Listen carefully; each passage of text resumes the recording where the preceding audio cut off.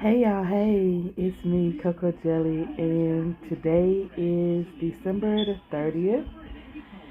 It's almost the end of 2024, and I have been dragging my feet on making a video for YouTube. I think the last video I posted was, I did it on Christmas Eve. I might have posted on Christmas Day, but I haven't really been doing anything. I've really been just enjoying my break off from work, enjoying Jakari, enjoying Ebony, Keith and Vincent, Bryson, Xavier, my boys, my baby girl, my husband. What you want to say, Jakari?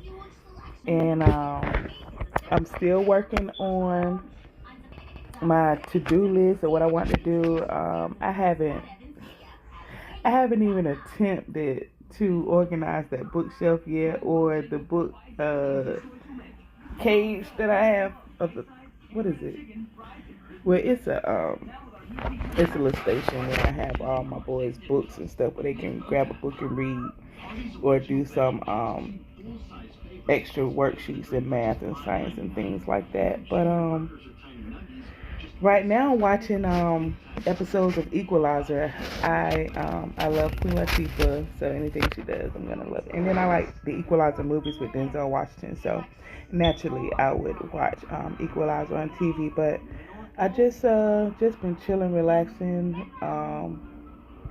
Haven't been posting on YouTube. I've been on YouTube a lot. I kind of feel like I like being more of a spectator than a creator. Although I want to be a creator because my goal is to have YouTube as side money to help me with some of the things that my family wants. It's like I have enough to cover our needs, but we want some things. We want to splurge. We want to do things. We want to go places. We don't go to the movies often because that's costly. It's a bunch of us. I don't get to take my boys to Stars and Strikes or Dave and Buster's as much as I want to, or the trampoline park. It's like anytime that we go out, you gotta have $100 or more, because if it's $20 a person, that's already $120, and we ain't even ate, we ain't did nothing yet. All we did was get our head in the door. But that's neither here nor there. Um, yeah, so I need to do better with this YouTube thing. So it's coming to the end of 2024. It's time to say goodbye to all the negativity or doubts, or I don't know. I know 2024 was life changing for me because I almost lost my life. I went to church yesterday, and my mother was a speaker, and she's talked about faith and mission. But I'm gonna come back. I'm gonna keep my thought equalizer off of commercial break. So I'm gonna put a pause on this video and come right back when the commercials come on. Oh, this is a good episode. Queen Latifah's character Robin infiltrated a prison to save this woman who her brother said was missing. Because the ward said they released it, but they really didn't. So Robin's trying to go in and see if she could save the woman. But anyway, I was talking about um 2024. Yeah, this year, I went through a lot of changes. I started off the year pregnant at the age of 41 with my second set of twins. It was all going well until I hit maybe 30 weeks. I hit them 30 weeks, and I just started feeling bad. Now, 5 months pregnant, I wanted to do something good with my family because I knew the end of the year was going to be kind of tough, having two new babies in the house. So we decided to take the boys on a Bahamas cruise for spring break, and we had a great time. I had it. I had a good enough time as I could, but I don't know. When I went on that boat, it triggered something inside of me, and I started feeling pain all over. It was like I could feel the vibration of the boat. Everything that I touched vibrated, and I had severe carpal tunnel. I had braces on both of my hands.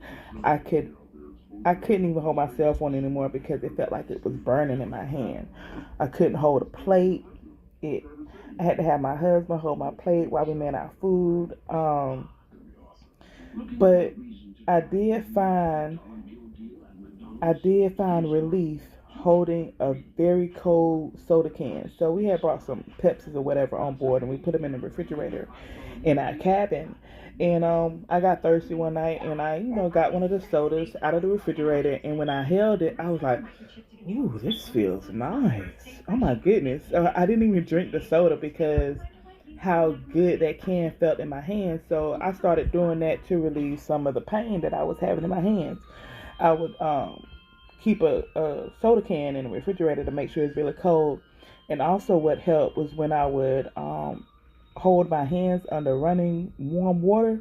So that warm water and cold water mechanism off and on at different points of the day, that would really help my hands. Um, but that was mainly where the pain was coming from when I was on a boat, my hands. But I could walk. And then when we got off for our excursion, one of my sons stepped on my toe.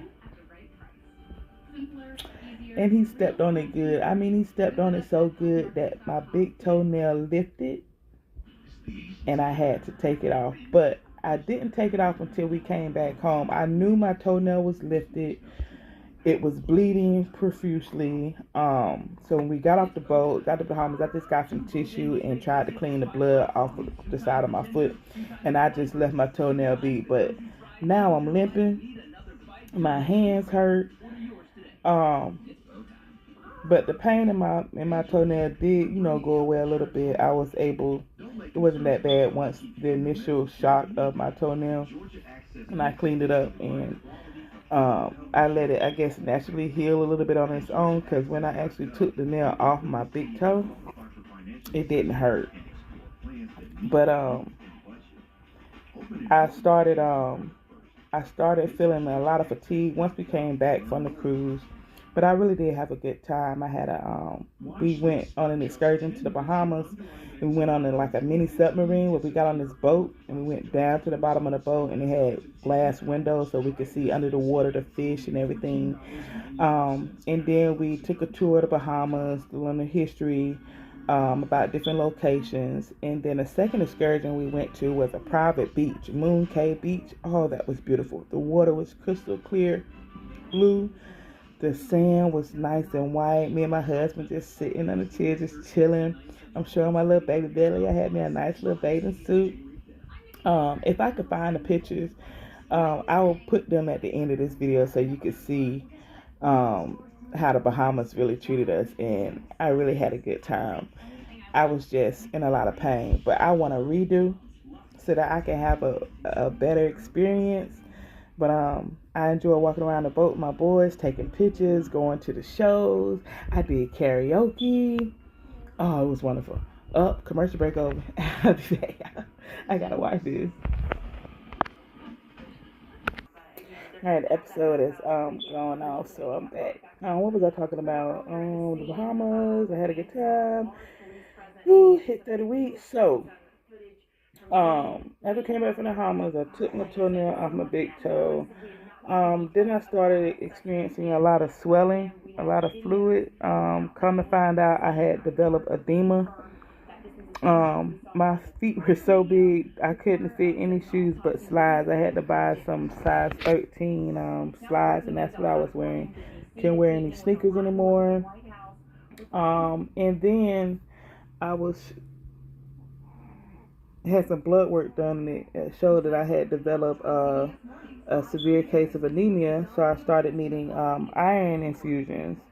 And so the doctor scheduled me for my iron infusion to go to next week. However, my insurance had to approve the prescription for the iron infusion, so it took a while for my insurance to approve my iron infusions. And when I finally went in for an iron infusion, I had one, and then at the end of that infusion, my blood pressure was like 213 over 1 something. So it was extremely high. They immediately unhooked me from the iron infusion room and rolled me over to labor and delivery. And they wanted to do an emergency C-section, which is really scary. I have never been through anything like that. All of my other pregnancies went smoothly or normal, whatever normal is for me. That's what it was. These are story times I can do for my first pregnancy, my second, and my third. But they were pretty normal, and I might do some story times about that. If you want to hear it, comment below if you want to hear a story time about my previous pregnancies or deliveries, anything like that. So I was immediately admitted into the hospital. I had severe preeclampsia, edema, anemia, and so it got really bad, really scary because, like I said, I was swelling up everywhere. And what scared me the most, my throat was swelling up to the point where I couldn't breathe. I couldn't breathe. I had to be given oxygen, and that oxygen tasted pretty good. If I could say taste, I don't know. It was coming through my nose, but it felt really good to breathe clean, crisp, fresh air. So I really liked that. But I spent a lot of time in the hospital. We couldn't do the emergency C-section because I didn't have enough platelets. If they would have proceeded with the C-section, I probably would have bled out. But so I had to endure a little longer to keep my little ones developing as much as possible. But what I found out was my placentas were toxic. That's why I was getting sicker and sicker the longer my babies were inside of me, and I could not have that emergency C-section. So they just had to keep me stable with medication, time, and rest, and just try to keep me as comfortable as possible. Where it got to a point where I felt like I wasn't going to make it because I had gotten so swollen. I could no longer walk. I could no longer stand up on my own. I asked them for a catheter because it was so hard getting up out of that bed and walk to the bathroom and then sitting down. I don't know if you try to bend a sausage. You know how you bend a sausage and it's eventually gonna break, pop. That's how my legs felt when I was bending down to sit on the toilet seat, like I was trying to squeeze a sausage. And I was just scared of it bust. My skin was so shiny and slick. It had done stretched out as far as it could. I was 300 and I was over 300 pounds. I did a combination of what my weights were. I don't want to over exaggerate, but I was over 300 pounds. Was I over 320? It's possible. But I was standing in the bed. I was in so much pain. I could not move. I asked for the catheter because I just couldn't get up and go to the bathroom on my own without being in pain. And it got to a point where I told the doctor, I'm not going to make it. I just felt like I was slowly slipping away. And I begged doctor, please, can we induce my labor, please?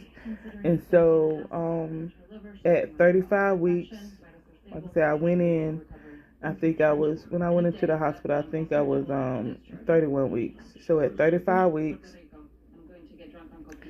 they induced my labor, and the twins came early. Well, not early, but they came, and they were premature. They were 3 pounds, maybe 1 ounce. Maybe one was 3 pounds, 1 ounce, and the other was 3 pounds, 2 ounces. But they were really small babies. And Jakari, he was in the NICU. Ebony was in the NICU. Ebony had a feeding tube. They didn't need any breathing treatments or breathing apparatuses to help them breathe. So he was nice and he could breathe, mommy. But they did need assistance with suckling and eating. And they had some as well. What are you doing? He flipped the camera over. But yeah, so I survived that, and that was the the most challenging, the scariest that I've ever been, because I really felt my life slipping away from me. I mean, when I say I was in pain, my mouth was hurting, my teeth, my gums, my teeth were moving, my hair hurt. My hair hurt just to touch my hair, like my hair follicles, my hair, everything was so heightened and intense to the touch. I felt it immensely, but I survived. I survived. And for that, I am overjoyed, happy, grateful. I have 2 healthy babies. Yes, sir. They're my handsome self. They're my handsome self. I have a beautiful baby girl. It's like everything is complete now. I am not going to have any more babies because I don't need any more babies, and I really don't think my body could handle another pregnancy. I really think I'm at my limit. I have 6 children, 1 grown child, and 5 children in the home. So I am grateful for that. I am happy about that. So what I would like to leave in 2024 is inconsistency. I would like to leave doubt. I would like to leave I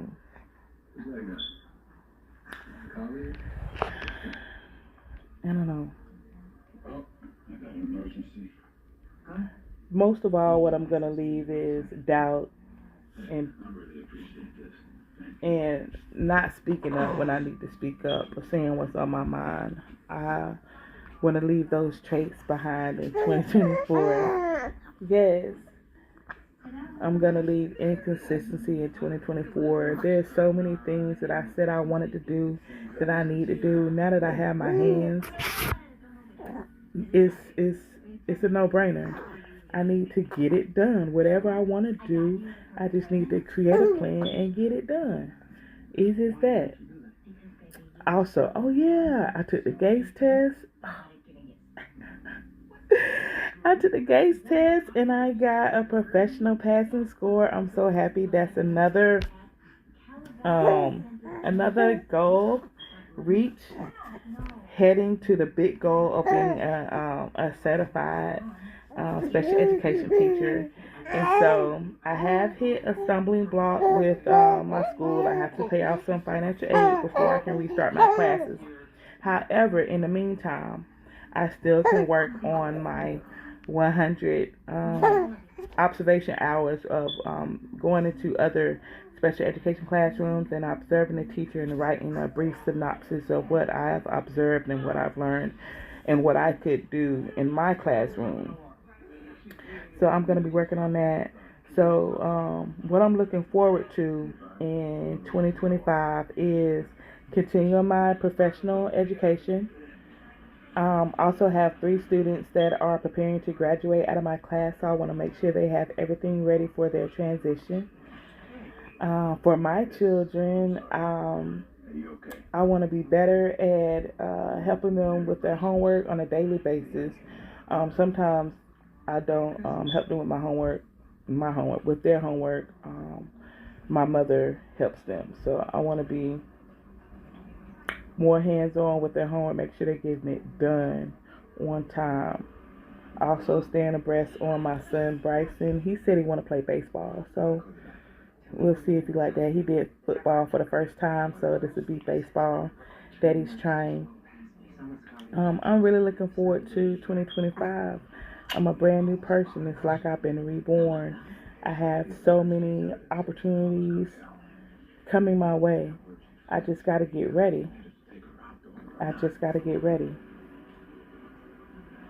And clean off that bookshelf that I said I was going to clean off. So I've already been talking for about 19 minutes. Well, that's what the video says. So I'm going to end it here, and I'm going to try to add some clips of our Bahamas trip behind this video. But goodbye 2024 and hello 2025.